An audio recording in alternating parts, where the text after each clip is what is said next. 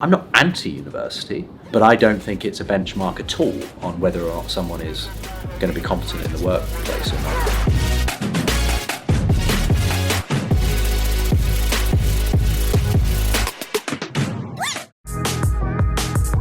Thomas Bohr, Hello. have you seen that your article's just gone live on LinkedIn?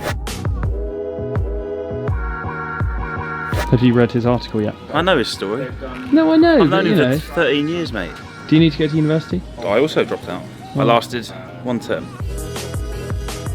There's a difference between being educationally smart and smart.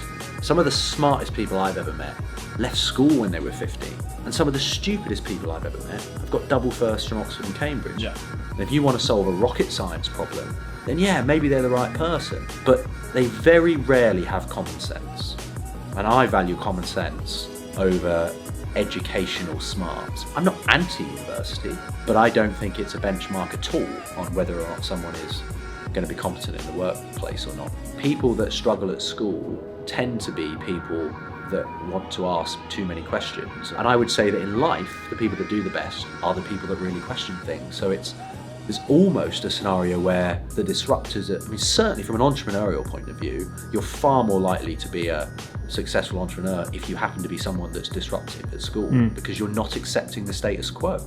Whereas if you're happy just to sit there and be told what to do, how in 10 years beyond that are you going to be willing to break the system? You're going to accept the system and be part of it. If you were trying to identify potential entrepreneurs, I would be looking at 14 to 17-year-olds and who doesn't accept the status quo. They're more likely to be entrepreneurs. The kid in the classroom that does everything the teacher says is also going to be the person that does everything their boss says, and he's never going to challenge it, and he's never going to think maybe there's a better way of doing it. That's what entrepreneur is. Maybe there's a better way of doing this, which means you're as a 15-year-old, when the teacher says to you, do this, you go, but maybe there's a better way of doing it. Like, all the best people are a bit different, all of them.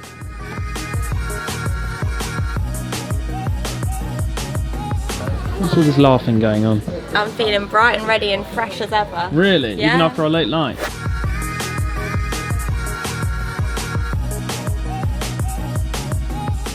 I didn't have a late night.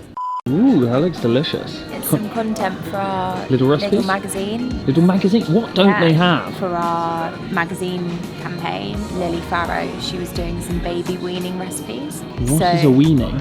When babies start to eat solid food. So she made some blueberry muffins, and these are featuring in the magazine, which you can find online. So is it an e-magazine? It's an e-magazine. They're also doing some magazine drops, so you might get one through your letterbox. You can find the magazine online if you want to find it. I can learn about baby weaning.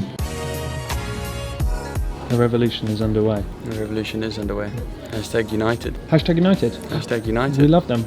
We do. Had a long chat discussing how we can talk about the opportunities around sponsoring them. I mean, it's crazy because they've got all the usual opportunities that normal football teams have, but because they were founded in the influencer space, the opportunities around that and the football side of things. They've got their academy, they've got their esports stuff. They're an amateur team with the audiences of a Premier League team. Brands that would sponsor football teams like Premier League teams, it was kind of like just saying, oh look, we're involved in this. Affiliated. Yeah, they were trying to lead the conversation around football, whereas this, it's like these guys, hashtag United, are leading the conversation around football in a new way. As a brand, we're going to support them doing that, and if you do that with audiences like this, then people will just really see a brand as being completely interested in something that's popular and something that's big at the moment. Just got an email back from Napoli Football Club. What are you hoping to do with Napoli? That's very exciting. So we're working with Eula, a Belgian energy drink, and they proposed to us to try and find some big Belgian celebrities to help promote the product ahead of their launch this month. Do we have to deal with big European clubs then? Not really, to be honest. They have a lot of their own brand sponsorships and stuff. They can't really be tied into many influencer deals because a lot of them will have a drink sponsor or a clothing sponsor, or the things are tied into for like years. So they're very hard to get to promote anything. We'll see. I wish you all the best. Thanks, mate. If you need any translation, don't come to me. Do you speak French? No. Oh. What's happening? You gotta ring it twice, mate. And again! That was for MLB. And again! That's for Wagamama. No. And this is for the vlog. You know what else to do that? Get out. You look better? Yeah, I'm not great still, but Oh no. You stayed the whole day I know. yesterday? I just don't have enough hours to do it. Really? Harry being away in Mexico is just not a good time.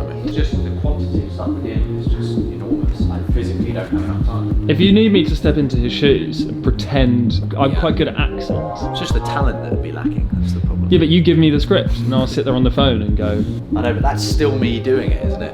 We're off to Amsterdam, aren't we, on Monday? we are. On Sunday, even. I bumped into. Well, I bumped into you actually. Okay, you did. Snuck up on you. This is definitely the worst place to film Why? because there couldn't be more people, and everybody's thinking, "Who's that fucking dickhead?" I'll give you very animated for like 10 seconds, and then Okay. pretend this isn't really happening.